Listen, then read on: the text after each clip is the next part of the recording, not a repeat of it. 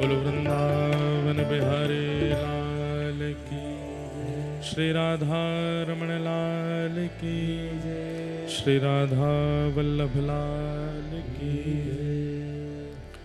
श्रीमद्भागवत महापुराण की 84 कोस ब्रजमंडल धाम की, गिरिराज धरण की, श्याम सुंदर श्री यमुने महारानी की, श्री वल्लभाधीश की, गुसाई जी परम दयाल की, शेषावतार भाष्यकार श्री रामानुस्वामी जी महाराज की, सब संतन की, सब भक्तन की, सब विप्रन की, जय जय श्री राधे द्वारिकाधीश की जय। परम मंगल में प्रात प्रखलेश्वर, अकारण करुणा वरुणालय भक्त वांछा कल्पतरु, तदिद्युत विनिंदित पीताम्बरधारी श्री बालकृष्ण लाल की वांग्मयी शब्द मूर्ति हम आप सबके मध्य में विराजमान श्रीमद् भागवत महापुराण को बारंबार प्रणाम। संत जनों की परमाशीर्वाद से, डीके परिवार खरगोन के परम सत्संकल्प से और आप सभी वैष्णवों के प्रेम के फलस्वरूप मध्य प्रदेश के अति सौभाग्यवंत खरगोन में आने का अवसर प्राप्त हुआ। सप्ताह कथा यहाँ कहने का अवसर मिला। मंच पर विराजमान विद्वत वरेण्य महानुभाव, समस्त विद्वत वरेण्य भागवत के पाठक वृंद, हमारे सब गंधर्वजन और आप सभी श्रोता भाई बंधु मातृशक्ति अपने अपने स्थानों से यहाँ कथा श्रवण हेतु पधारे, आप सभी श्रोताओं को बहुत बहुत जय श्री कृष्ण, जय सिया राम, जय श्रीमन नारायण, जय जय श्री राधे, नर्मदे हर। ठाकुर जी की परम कृपा, आज कथा का विश्राम यहाँ हो रहा है और आज कथा की विश्रांति में हमारे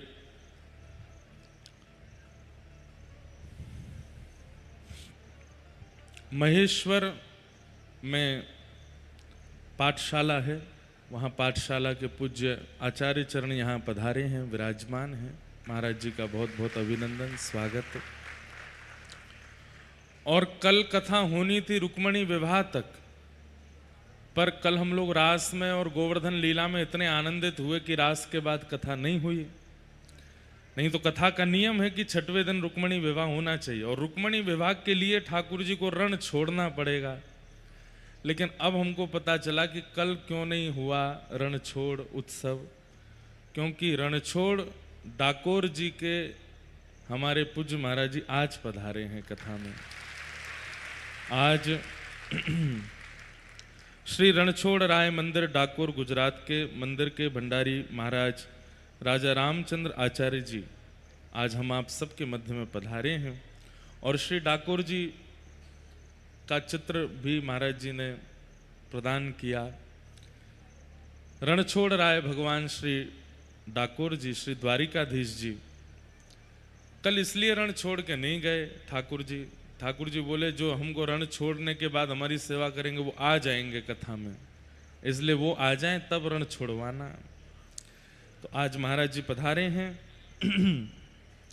और हमारे पूज्य महाराज जी अयोध्या राम जन्मभूमि न्यास केस में निर्मोही अखाड़ा की ओर से मुख्य पक्षधर भी रहे हैं। महाराज जी को बहुत बहुत प्रणाम। आपकी अवस्था 102 वर्ष की है।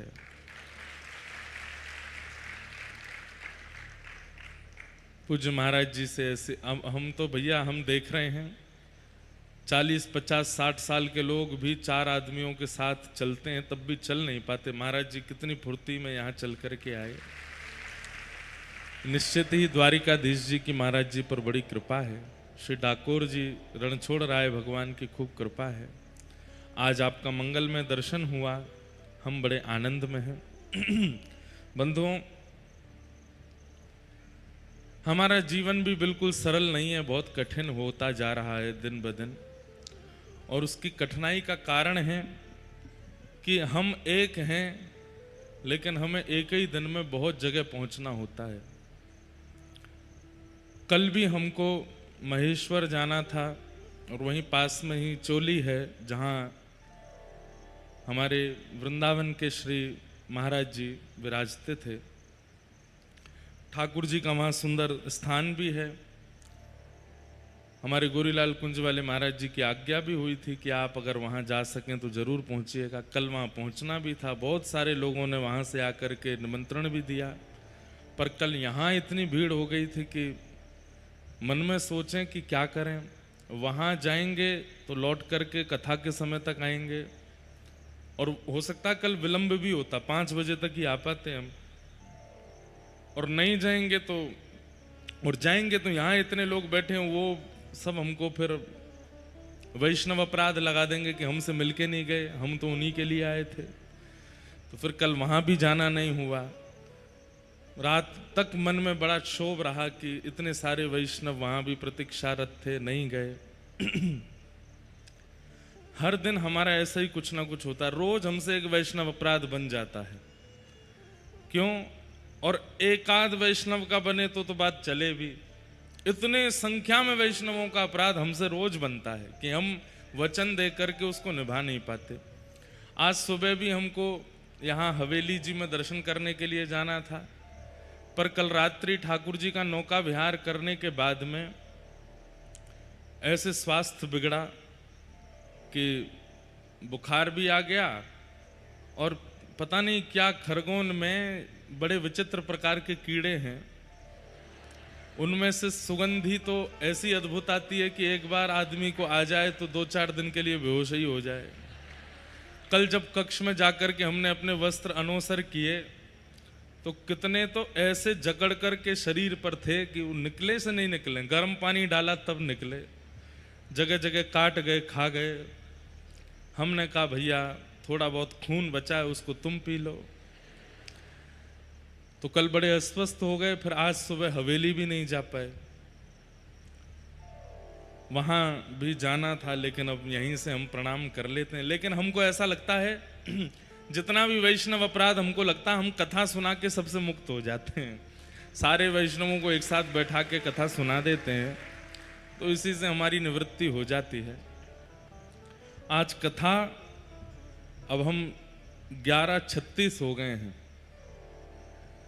आज एक महाराज जी के यहाँ और हमको जाना है। श्री श्री नारायणपुरम तीर्थ है शाहदा महाराष्ट्र में, यहाँ से लगभग 150 किलोमीटर के आसपास है, और 4:30 बजे की इंदौर से हमारी फ्लाइट है बम्बई की। वहाँ से भुवनेश्वर जाएंगे फिर, तो कैसे करें। अब महाराज जी आए, आकर के निवेदन कर गए कि आपको वहाँ दर्शन करना है। संत श्री लोकेशानंद जी महाराज, बहुत सुंदर अद्भुत श्री पद्मनाभ भगवान शेष नाग पर लेटे हैं, उनका अद्भुत मंदिर निर्माण हो रहा है शाहदा महाराष्ट्र में। 2-3 दिन पहले महाराज जी आए थे कि आपको वहाँ आना है। मैंने कहा महाराज जी इस बार के लिए क्षमा प्रार्थी हूँ, कई संतों के यहाँ वचन दे करके हम नहीं जा पा रहे, कई लोगों को कह करके नहीं जा पा रहे, महाकाल नहीं जा पा रहे, और तो सबसे बड़ी बात कोई इंदौर आवे और महाकाल ना जाए, लेकिन वहाँ पे भी नहीं जा पा रहे। ओमकारेश्वर बस हुआ है, हम नर्मदा जी ने बुला लिया था तो वहाँ तो हो गया। तो महाराज जी से भी हमने निवेदन किया कि महाराज जी हम तो मुश्किल है आना, 4:30 बजे की फ्लाइट है, यहाँ से ही 3 घंटे लगते हैं, बारिश हो जाएगी तो और समय लगेगा। कल महाराज जी का फोन आया, बोले कि हम हेलीकॉप्टर भेज रहे हैं आपके लिए, उससे आओ, लेकिन आओ। आप तो ताली बजा रहे हो, हम पे क्या बीत रही है। अब ये भी लगता है कि ठाकुर जी भाई देखो, दुनिया के लोग लाइनों में लग के जाते हैं, दुनिया के लोग धक्के खा के ठाकुर जी के दर्शन करने आते हैं, हमको ठाकुर जी हेलीकॉप्टर भेज रहे हैं, आओ दर्शन करने। तो मन में ये भी आता है कि भाई ठाकुर जी इतनी कृपा कर रहे हैं कि आना है दर्शन करने के लिए, तो वहाँ भी जाना है। और अगर हम बहुत विलंब करेंगे तो ना तो हम वहाँ ही पहुँच पाएंगे और वहाँ से फिर इंदौर भी नहीं आ पाएंगे, आगे जगन्नाथपुरी पहुँचने का क्रम भी नहीं हो पाएगा। तो सब क्रियाओं को हमको बड़ा संभाल के इधर उधर से करके करना पड़ता है। इसलिए आज कथा का हम बहुत सूक्ष्म विवेचन करेंगे ताकि समय से निकल सकें और समय से वापस जगन्नाथपुरी की सेवा में पहुंच सकें। बड़े आनंद के साथ में खरगोन की कथा आज विश्राम हो रही है। हम निश्चित ही हृदय से बहुत प्रसन्न हैं खरगोन वासियों से और यहाँ के लोगों की भक्ति से। वैसे तो संपूर्ण मध्य प्रदेश के जो वैष्णव हैं उनका प्रेम अलग ही है। जैसे श्री नर्मदा जी अति निर्मल हैं, ऐसे ही मध्य प्रदेश के वैष्णवों का चित्त भी बहुत निर्मल है। ये हम आपके नगर में बैठे हैं, आपके प्रांत में बैठे हैं, इसलिए कह रहे हैं, नहीं, बिल्कुल नहीं सोचिएगा। हम हर प्रांत में कथा करने जाते हैं, वहाँ के प्रांत के लोगों की विशेषता बोलते हैं, लेकिन एक बात आपको माननी पड़ेगी कि मध्य प्रदेश के लोगों के अंदर सरलता अधिक है भारत के अन्य प्रांतों से। हमारे उत्तर प्रदेश के लोग थोड़े चतुर हैं, और थोड़ा नॉर्थ की तरफ जाओ तो वहां पे भी थोड़े चतुर हैं। यहां अगर वैष्णव 4 घंटे प्रतीक्षा कर ले ना दर्शन की तो कोई बड़ी बात नहीं। पंजाब आदि क्षेत्रों में 2 घंटा बाद तो वही वैष्णव जो प्रणाम करने आए वो लड़ने पे आ जाते हैं, कैसे नहीं मिलोगे हमसे, हम द्वार पे खड़े, हम मिलने आए हैं, हम इतने घंटे का यात्रा करके आए हैं, आपको मिलना पड़ेगा। लेकिन मध्य प्रदेश के वैष्णव बहुत सरल है। कई बार ठाकुर जी की व्यस्तता के कारण भी आप लोगों को बहुत सहना पड़ता है। हम जैसे टूटी फूटी वाणी में सेवा करने वाले वक्ताओं की भी खूब आपको सहनी पड़ती है, लेकिन आप लोग सब सहते हैं। महाराष्ट्र के एक संत हुए विनोबा भावे, वो अपनी एक पंक्ति में कहते हैं, सहते संस्कृत शब्द है और सहते शब्द के 2 अर्थ होते हैं, एक होता है सहना और एक होता है जीतना। कोई जीतता है तो उसको भी सहते शब्द कहा जाएगा, और कोई सह रहा है उसको भी सहते। तब विनोबा भावे जी उसको एक कड़ी में जोड़ के कहते हैं, जिसने सहा है वही जीता है और जो सहेगा वही जीतेगा। जिसने कभी सहा नहीं, अपनी लाइफ में कभी कोई अपॉर्चुनिटी बहुत मेहनत करके प्राप्त नहीं की है, निश्चित है कि उसको मिलने वाली जो उपलब्धि है वो श्रेष्ठ नहीं है। सहकर के जिसने प्राप्त किया उसकी उपलब्धि टिकेगी और वो उपलब्धि श्रेष्ठ भी है। जिसने बिना मेहनत की उपलब्धियों को प्राप्त कर लिया, बिना सहे प्राप्त कर लिया, उसकी उपलब्धि लंबे समय तक टिकने वाली नहीं है और उसकी उपलब्धि कोई विशेष परिवर्तन भी नहीं करेगी संसार में। लेकिन जिसने सहा है, जिसने मेहनत की है, परिश्रम किया है और फिर उपलब्धि को प्राप्त किया है, उसकी उपलब्धि उसका भी कल्याण करेगी और उसके संपर्क में आने वाले लोगों का भी कल्याण करेगी। तो सहने वाला ही जीतता है। किसी भी श्रेष्ठ व्यक्ति की जीवन चरित्र को आप देख लीजिए, हो ही नहीं सकता कि उसने सहा ना हो। आप लोग बहुत सहते हैं, चाहे प्रतीक्षा के रूप में हो, चाहे अन्य अन्य सामाजिक स्थितियों के रूप में हो। इसलिए हमें मध्य प्रदेश के लोग बहुत प्रिय लगते हैं। यहाँ के लोग बड़े सरल हैं, सहज हैं, सहते हैं। ठाकुर जी से हम यही प्रार्थना करेंगे कि आप लोग ऐसे ही रहो। निर्मल मन जन सो मोह पावा, मोह कपट छल छिद्र न भावा। बहुत निर्मल है आप लोगों का मन। और ठाकुर जी स्वयं कहते हैं कि मुझे प्राप्त करने वाला कौन? बोले जिसका चित्त अति निर्मल है।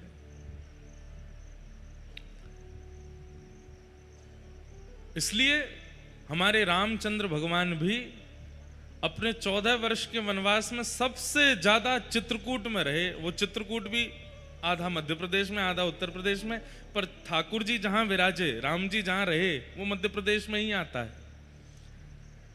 इतना लंबा समय का जो वनवास था उसमें सबसे ज्यादा समय ठाकुर जी मध्य प्रदेश में रहे। क्यों? आप अति वहीं रह सकते हो जहां आप कंफर्टेबल होगे, जहां के लोग आपके अनुकूल होंगे, जहां की वायु आपके अनुकूल होगी, जहां का भोजन आपके अनुकूल होगा। जहां के लोग, वायु, भोजन आपके अनुकूल नहीं होगा, आप वहां टिकोगे क्यों? आपको तो निकलना है वहां से। लेकिन राम जी सबसे ज्यादा मध्य प्रदेश में विराजे अपने वनवास काल में। और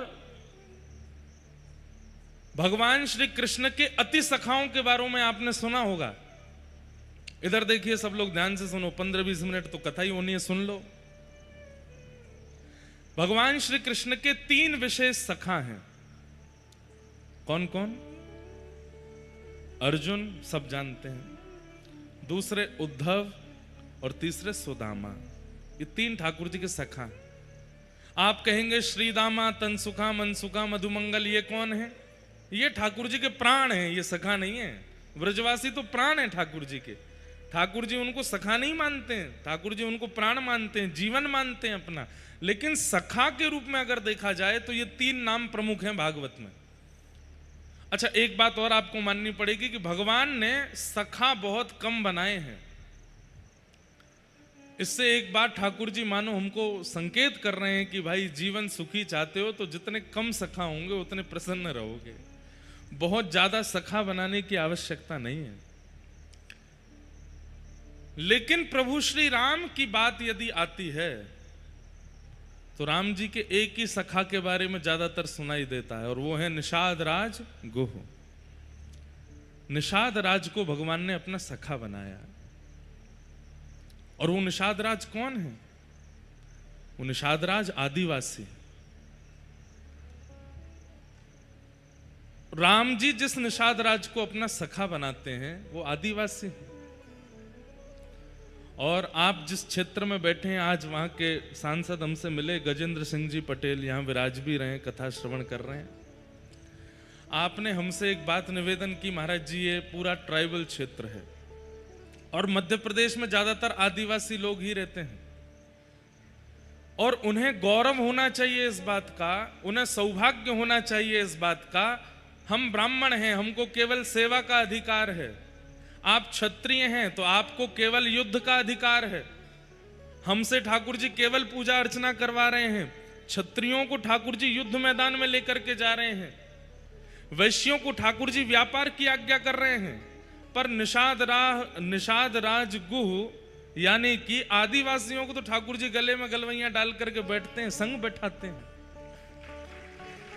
रामायण जी में एक प्रसंग आता है कि जब अयोध्या के लोग चित्रकूट मिलने के लिए गए राम जी से,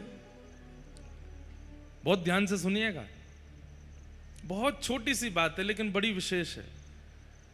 जब अयोध्या के लोग राम जी से मिलने के लिए चित्रकूट गए, राम जी को वापस लाने के लिए, तो साथ में वशिष्ठ ऋषि भी गए। तो उस समय वशिष्ठ ऋषि जैसे ही चित्रकूट पहुंचते हैं तो लक्ष्मण जी ने दंडवत प्रणाम किया, राम जी ने दंडवत प्रणाम किया, पास में निषाद राज गुह खड़े थे। तो वशिष्ठ जी ने लक्ष्मण जी के सिर पे हाथ रखा, राम जी के सिर पे हाथ रखा। तो राम जी निषाद राज से कहते हैं, हमारे गुरुदेव हैं, इनको दंडवत प्रणाम करो, अपने सखा को बोलते हैं। तो निषाद राज गुह ने दंडवत प्रणाम किया। वशिष्ठ मुनि, उनका परिचय था नहीं तो उन्होंने सिर पे हाथ नहीं रखा, बस हाथ जोड़ करके मंगलस्तु, आपका मंगल हो, ऐसा कहा। तो राम जी को इतनी पीड़ा हुई कि लक्ष्मण जी के सिर पे हाथ रखा, मेरे सिर पे हाथ रखा, निषाद राज के सिर पे हाथ क्यों नहीं रखा? तो अपने गुरु वशिष्ठ जी को दिखाते हुए राम जी निषाद राज गुह को अपने हृदय से लगा लेते हैं, कभी उसके सिर पे हाथ फेरते हैं, साथ में बैठ के पाते हैं, उसकी पत्तल से कुछ उठा के पा लेते हैं, अपनी पत्तल से कुछ उठा के निषाद राज को पवा देते हैं। पूरे चित्रकूट के प्रसंग में वशिष्ठ गुरु यही देखते रहे कि मैंने इसके सिर पे हाथ नहीं रखा, तो राम जी मुझे दिखा दिखा करके बता रहे हैं कि देखिए आपने इसको कोई और समझा, पर ये मेरा कितना प्रिय है, मैं इसकी पत्तल से पा रहा हूं, मैं इसको अपने हाथ से पवा रहा हूं, मैं इसको संग रख रहा हूं। तो जाते जाते जब निर्णय हुआ कि राम जी वापस नहीं जाएंगे, तो वशिष्ठ मुनि जाने से पहले निषाद राज गुह को अपने हृदय से लगाते हैं और कहते हैं भैया तुम चाहे अपरिचित हो, चाहे तुम आदिवासी हो, चाहे तुम जो भी हो, लेकिन राघव तुमको हृदय से लगाते हैं, इसलिए तुम सबसे श्रेष्ठ हो, सबसे श्रेष्ठ हो, तुमसे श्रेष्ठ कोई नहीं। आज इतनी विषम परिस्थिति आई है मध्य प्रदेश में कि वही आदिवासी जन अपने आप को हिंदू नहीं मानते, वही आदिवासी जन अपने आप को सनातनी नहीं मानते, और इसके कारण धर्मांतरण कर लेते हैं, दूसरे धर्म दूसरे मजहब को स्वीकार कर लेते हैं।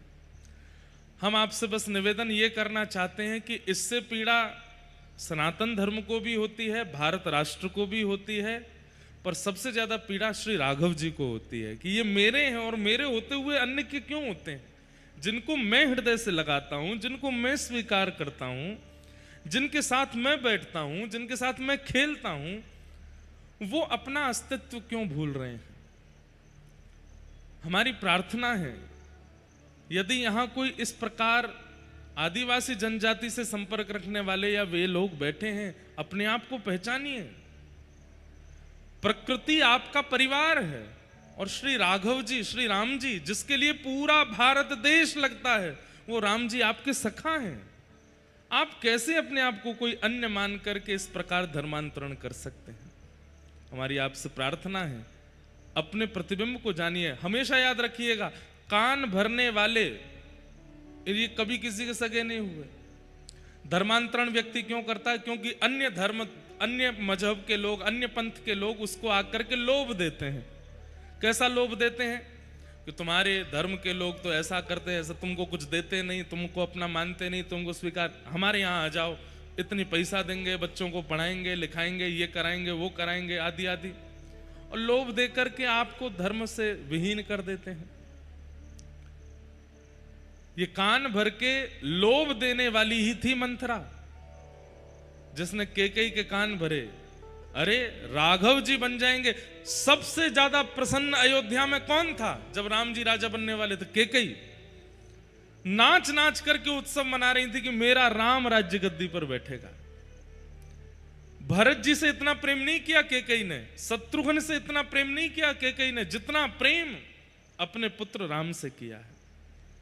राम जी भी कौशल्या से ज्यादा केकई के पास रहते हैं, लेकिन एक व्यक्ति ने आकर के ऐसे कानों में बात घोले और लोभ दे दिया कि तुम्हारे पुत्र तो सेवक बन के रह जाएंगे, तुम्हारे 2 वरदान शेष है, मांग लो।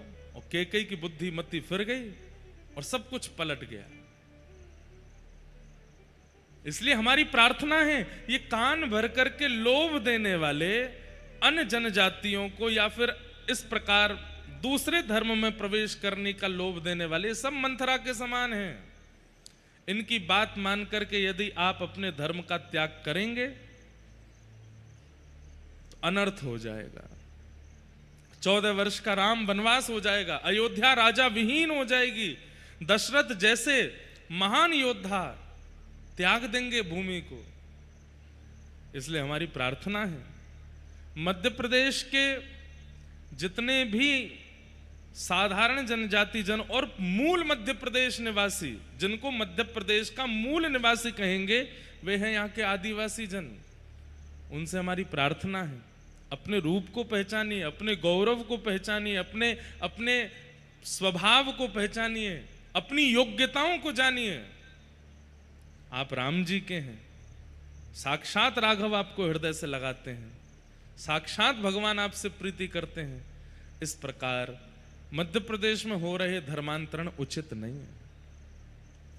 खरगोन के निवासी, खंडवा के निवासी, आसपास के क्षेत्रों से आए हुए यहाँ सब निवासी जन, आप लोगों से भी मेरी प्रार्थना है, घर का कोई व्यक्ति गृह त्याग तब करता है जब घर के बाकी के लोग उसके साथ उचित व्यवहार नहीं करते।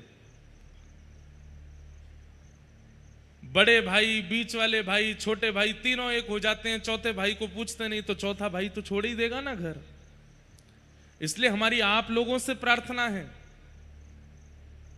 कि इस प्रकार उनके मन में कभी भी ये भावना ना आने दीजिए कि वे कोई और हैं ही नहीं, वे आपके ही हैं और इस मध्य प्रदेश का मूल आधार हैं। वे आप लोग उनके साथ वैसा ही व्यवहार कीजिए जैसा अपनी जाति वालों के साथ करते हैं, अपने प्रेमियों के साथ करते हैं, अपने मित्रों के साथ करते हैं। उन्हें जब घर में प्रेम दिखेगा वे क्यों जाएंगे किसी और के घर।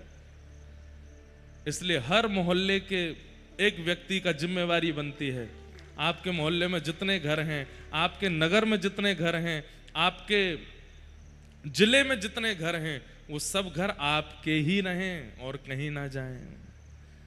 हिंदू वैदिक सनातन धर्म बहुत पवित्र है, बहुत प्रिय है। हमारा मंच में ज्यादातर इन सब विषयों पर कहता नहीं हूं, लेकिन कल रात्रि भी मुझसे किसी ने चर्चा की और आज यहाँ के सांसद भी सुबह आकर के मुझे बोले, तो मुझे लगा कि अगर मेरी बात इतने लोग सुनते हैं और अपने जीवन में लाने का प्रयास करते हैं तो मैं क्यों ना कहूं। सनातन धर्म केवल ब्राह्मण क्षत्रिय वैश्य शूद्रों का नहीं है। हमारी बात को आप सावधानी से समझ लीजिए।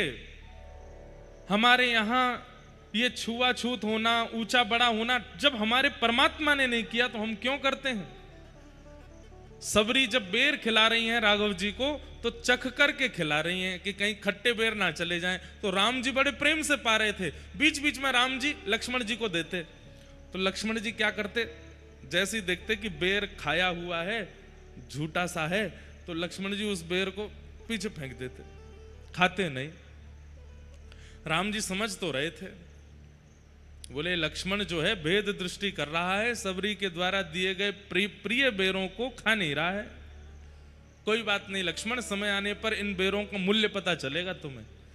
और जब समय आया, शक्ति लगी, लक्ष्मण जी को बाण लगा, तो कहते हैं कि संजीवनी पूरा पर्वत वहां पर कहा गया था कि कुछ बूटी ही है संजीवनी बूटी, लेकिन पूरे पर्वत पर संजीवनी का दर्शन होने लगा था। हनुमान जी पूरा पर्वत लेकर के आए और उन बूटियों को जब निचोड़ करके लक्ष्मण जी को प्रदान किया तो लक्ष्मण जी जीवित हो गए। रावण से युद्ध हुआ, लौट करके जब अयोध्या आए तो एक दिन लक्ष्मण जी एक वैद्य के पास बैठ करके बोले कि अगर संजीवनी बूटी से मेरे प्राण बच सकते हैं तो वो संजीवनी बूटी सारे चिकित्सालयों में प्रस्तुत कर देनी चाहिए और जिसके भी प्राण जा रहे हो सबको दे देनी चाहिए, सबके प्राण बच जाएंगे। तो वैद्य ने हंस करके कहा कि आपने कभी यह विचार क्यों नहीं किया कि जिस संजीवनी बूटी से आपको बचा लिया वो संजीवनी पर्वत, पूरा पर्वत हनुमान जी महाराज ने लंका में ही रखा था। रावण चाहता तो वहां से सारी संजीवनी बूटियां इकट्ठी करवा के अपने राक्षसों को पिला देता, कोई भी नहीं मरता। आप ही क्यों बचे, बाकी कोई क्यों नहीं बचा। समझने वाली बात है ना कि राम रावण युद्ध लंका में हो रहा है और वहीं पर्वत लेकर के आए हैं हनुमान जी, उस पर अनेक संजीवनी बूटियां हैं। जो जो मरते जा रहे थे एक वैद्य इसी काम में लगा रहता कि वहां से संजीवनी बूटी लाके सबको देता रहता, सब जीवित हो जाते। आप ही क्यों बचे। लक्ष्मण जी बोले हाँ ये बात तो हमारे मन में आई नहीं। बोले कि जब सबरी जी आपको झूठे बेर खिला रही थी, राम जी तो पा रहे थे, आप नहीं पा रहे थे, आप पीछे फेंक रहे थे। वही बेर आप इतनी द्रुत गति से फेंक रहे थे कि वही सबरी के झूठे बेर ही पर्वत पर जाकर के बूटी बन रहे थे। और जब पर्वत लेकर के आया गया, वैद्य ने बूटी नहीं खोजी है, राम जी ने बूटी खोजी है। बोले जितने बेर लक्ष्मण ने पीछे फेंके वही बूटी बन करके आए होंगे। सबरी के उच्छिष्ट बेरों से प्रकट हुई बूटी से ही लक्ष्मण के प्राण बचेंगे। वो केवल आपके प्राण बचाने के लिए था और किसी के प्राण नहीं बचते उससे। सोचिए, वहां लक्ष्मण जी ने भेद दृष्टि की तो ठाकुर जी ने उन्हें भी बता दिया कि भाई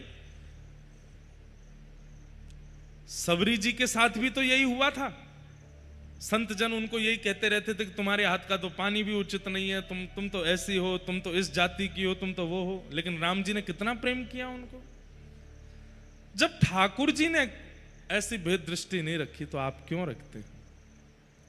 प्रेम भाव रखिए और आपका ये कर्तव्य बनता है, आपका ये धर्म है। अगर आप हमसे पूछो कि हमारा धर्म क्या है, महाराज जी तिलक लगाना, कंठी पहनना, एकादशी व्रत करना, प्रदोष का व्रत करना, नर्मदा जी स्नान करना, ओमकारेश्वर महाकालेश्वर जल चढ़ाना, पैदल चल करके कावड़ यात्रा करना, गिरिराज जी की परिक्रमा करना, ये सब मूल धर्म नहीं है, ये सब परम धर्म है।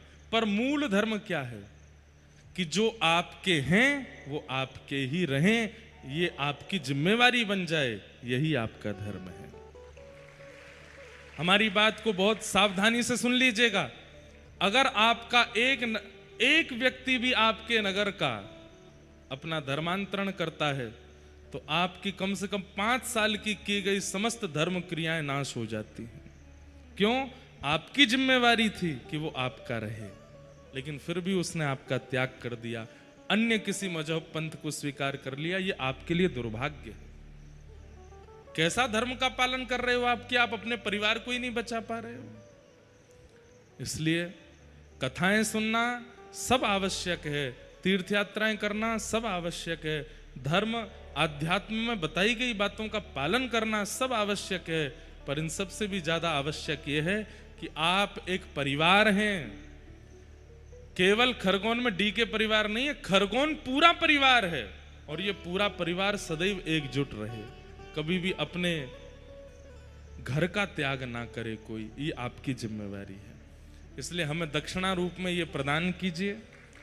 हर नगर, हर कॉलोनी और विशेष रूप से खरगोन प्रांत के लोग, खरगोन जिले के लोग ये संकल्पबद्ध हों। यदि कोई इस प्रकार से सोच रहा है कि धर्मांतरण करें, जाइए, प्रेम से समझाइए और उसे वापस लेकर के आइए। आपका ये कर्तव्य है। हम आपको एक और बात कह दें, एक व्यक्ति भी अगर आपकी वजह से बच गए, नहीं धर्मांतरण किया या धर्मांतरण करके वापस भी आ गए, तो आपको अश्वमेध यज्ञ के समान पुण्य प्राप्त होगा, अगर एक व्यक्ति को भी आपने बचाया तो। इसलिए मध्य प्रदेश के लोगों से हमारी प्रार्थना, अति पावन अति पुनीत ये प्रदेश है, आप सब लोग इसकी रक्षा करो, सब मंगलमय हो।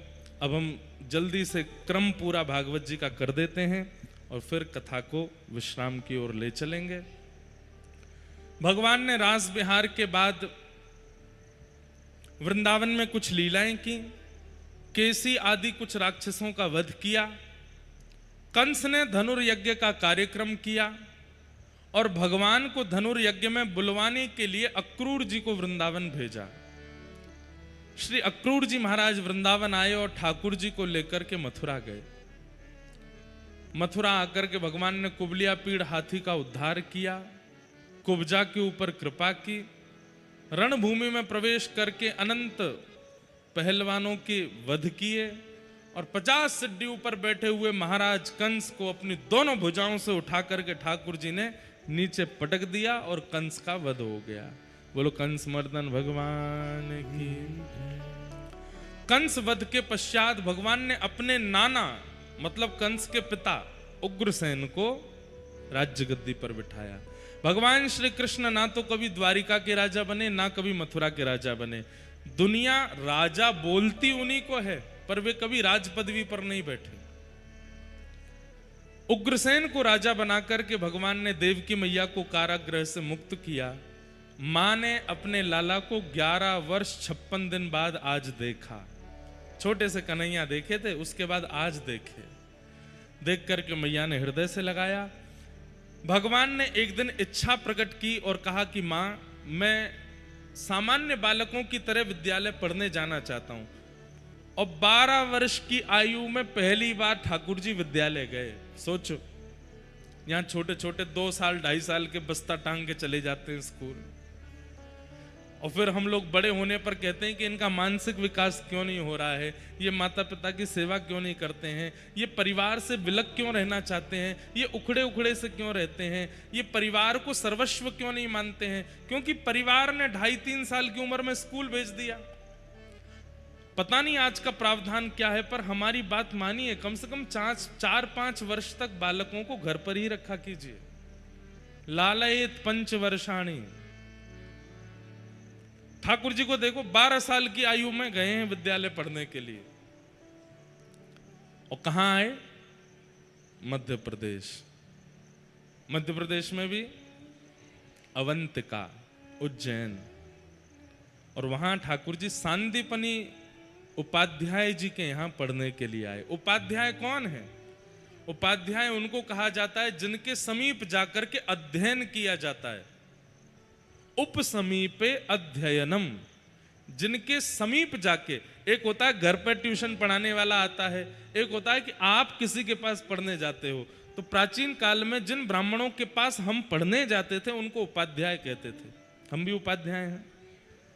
तो सांदीपनी उपाध्याय अवंतिका में विराजते थे, उनके पास ठाकुर जी ने आकर के अध्ययन किया। वहीं ठाकुर जी को परम सखा श्री सुदामा जी मिले। मतलब वैसे तो गुजरात की प्रसिद्धि है कि सुदामा सखा भगवान से मिले, लेकिन सुदामा सखा को पहली बार भगवान से मिलाने वाला मध्य प्रदेश है। यहीं मिले ठाकुर जी अवंतिका में सबसे पहले। सांदीपनी गुरुकुल में सुदामा जी से भेंट हुई। ठाकुर जी को बड़े प्रिय लगे सुदामा, और उनको ठाकुर जी ने अपना सखा बना लिया। कुछ वर्ष अध्ययन करने के बाद ठाकुर जी वापस लौट करके, अच्छा एक और बात बताएं, 12 वर्ष की अवस्था में ठाकुर जी का मुंडन हुआ। 11.5 साल 12 साल की अवस्था में। कहते हैं ठाकुर जी की इतनी लंबी चोटी है कि सिर से लेके पैर तक जाती है। केश ठाकुर जी के इतने बड़े हैं। जब कंस वध करने के लिए ठाकुर जी गए हैं तो ठाकुर जी ने बढ़िया अपने केशों को लेकर के सिर पर जटा जैसी बना के उस पर पगड़ी आदि पाग पहनी है। आजकल जो लोग पुष्टि मार्गी हैं उनको पता होगा, श्रीनाथ जी का स्वरूप आपने देखा है? तो श्रीनाथ जी के स्वरूप में आप देखते होंगे कि यहां उठी हुई भुजा के नीचे ठाकुर जी की बैनी है, चोटी होती है। लेकिन ये आजकल जो समय चल रहा है ना, ये दान अभी एकादशी तक दान का समय है। ठाकुर जी दान लेते हैं, गोपियों का मार्ग रोक के उनसे दान लेते हैं, दही का दान, दूध का दान, मक्खन का दान। तो अभी ये दान अभी एकादशी पर पूर्ण होगा। कल परसों ही तो है एकादशी, तो परसों तक दान का श्रृंगार होता है। और दान के श्रृंगार में ठाकुर जी को चोटी नहीं धराते। क्यों नहीं धराते? बोले ठाकुर जी दान लेके भागते हैं तो चोटी इतनी जोर से लहराती है कि गोपियां उसी को पकड़ लेती हैं।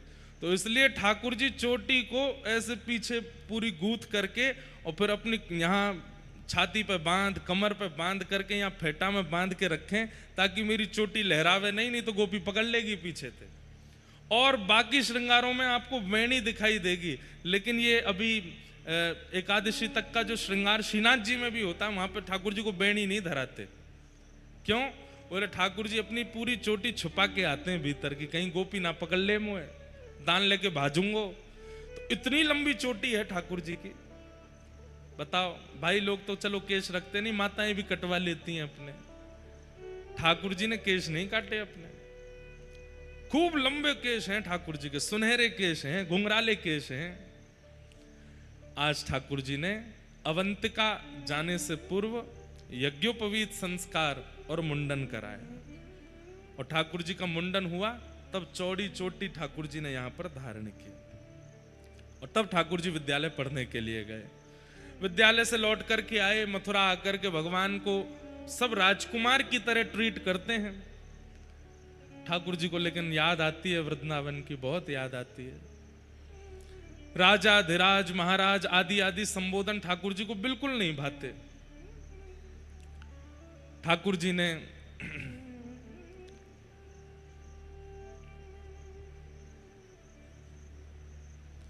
उद्धव जी को वृंदावन भेजा और श्री उद्धव जी महाराज वृंदावन गए, गोपियों से चर्चा करके आए।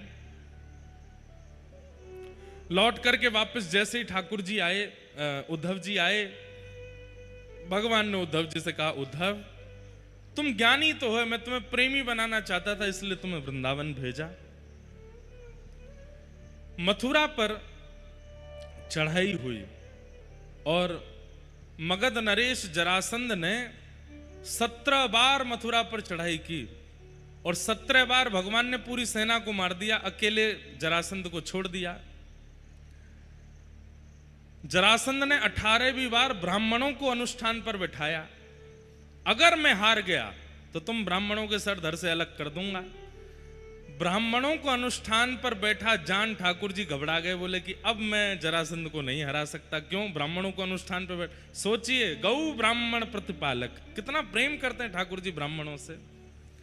ठाकुर जी ने रात रात में विश्वकर्मा को आज्ञा की, बोले जाइए एक नई नगरी का निर्माण कीजिए और सोते हुए मथुरावासियों को वहीं पहुंचा दीजिए, हम रण छोड़ के भागेंगे।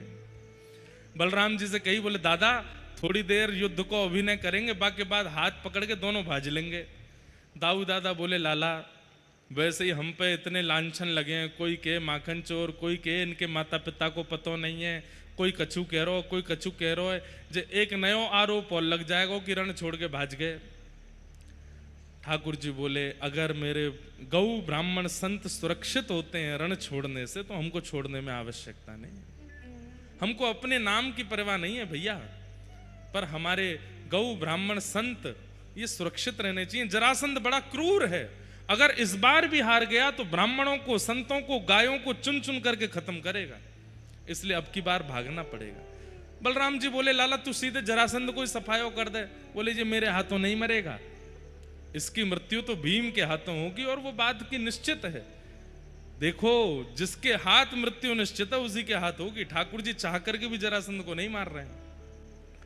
और बीच युद्ध मैदान में युद्ध करते करते करते ठाकुर जी ने बलराम जी की ओर देखा, बलराम जी ने ठाकुर जी को, दोनों भैया ने हाथ पकड़े और युद्ध करते करते ठाकुर जी वहां से भाग गए, रण छोड़ करके भागे, इसलिए ठाकुर जी को नाम पड़ गया और रण छोड़ रहा है। बोलो रण छोड़ रहा है भगवान की, द्वारिकाधीश की।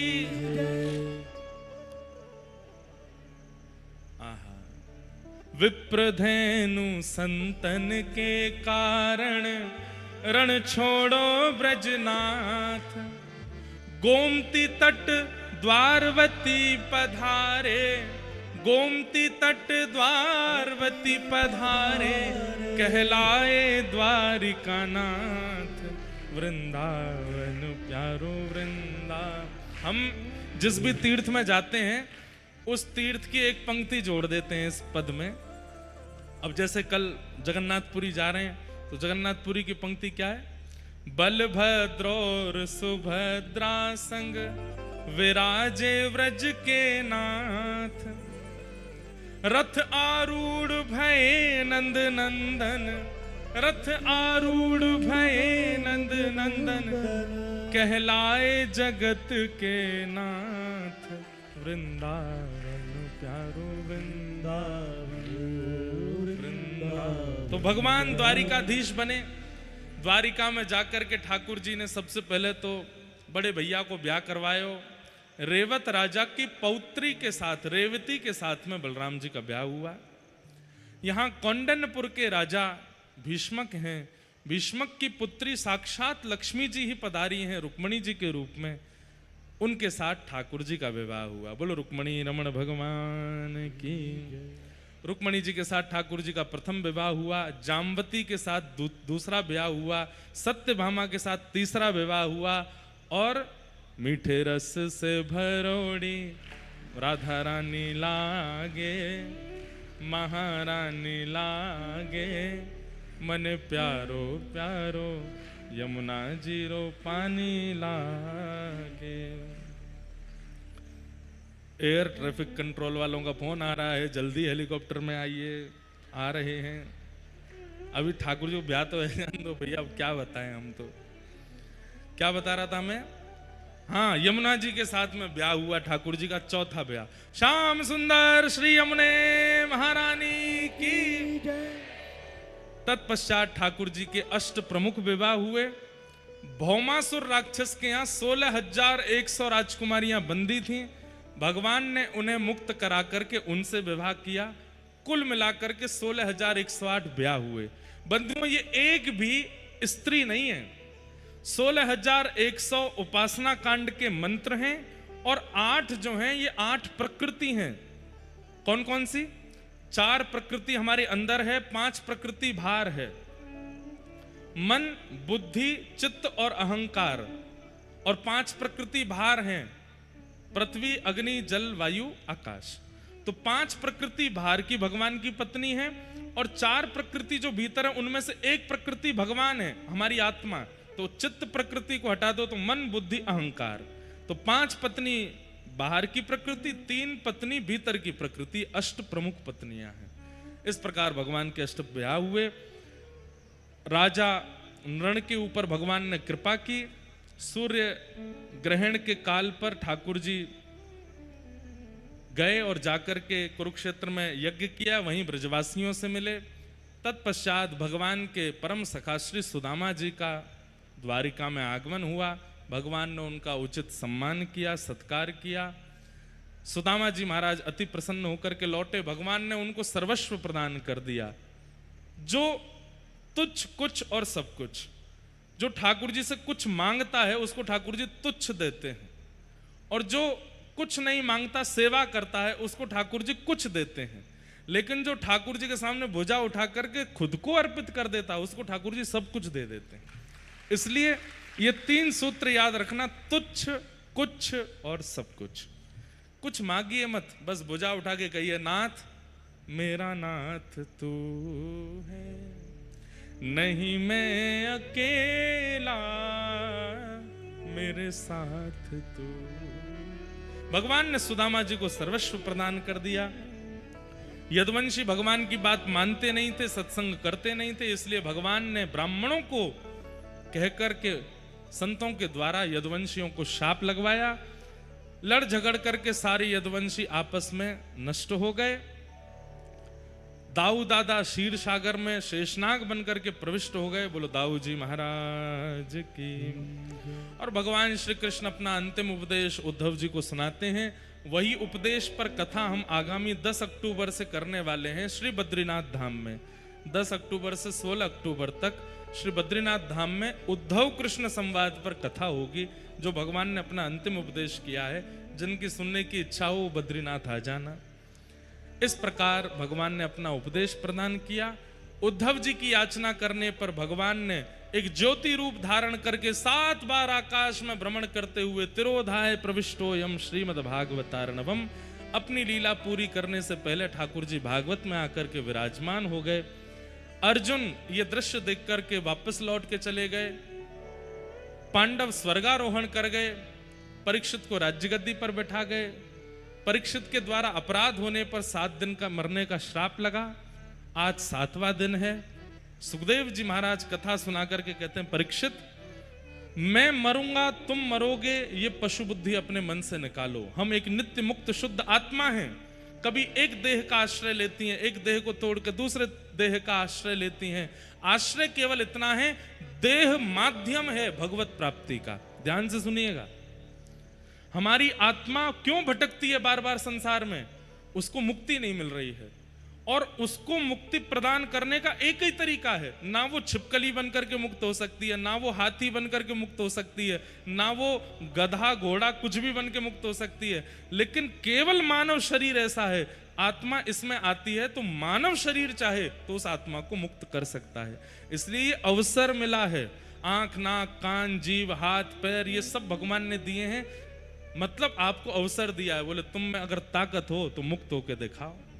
लेकिन हम इस मानव शरीर को प्राप्त करने के बाद भी मुक्ति की चिंता ना करके और भोग भोगते हैं और विषयों में संलिप्त हो जाते हैं, जिसके कारण और बंधन बढ़ जाता है। इसलिए हमारी आपसे प्रार्थना, भक्ति का पथ चुनिए और इस भक्ति पथ पर आकर के अपनी मुक्ति का उपाय ढूंढिए। भागवत जी का अंतिम श्लोक सब लोग मेरे साथ 3 बार बोलेंगे।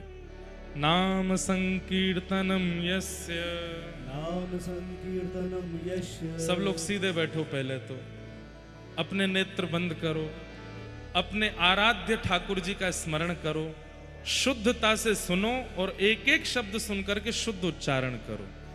नाम संकीर्तनम यस्य, नाम संकीर्तनम यस्य। सर्व पाप प्रणाशनम, सर्व पाप प्रणाशनम। प्रणामो दुःख समनः, प्रणामो दुःख समनः। तं नमामि हरिं परम्, तं नमामि हरिं परम्। नाम संकीर्तनम यस्य, नाम संकीर्तनम यस्य। सर्व पाप प्रणाशनो, सर्व पाप प्रणाशनो। प्रणामो दुःख समनः, प्रणामो दुःख समनः। तं नमामि हरिं परम् नमामि हरिं परम् नाम संकीर्तनं यस्य नाम संकीर्तनं यस्य सर्वपापप्रणाशनं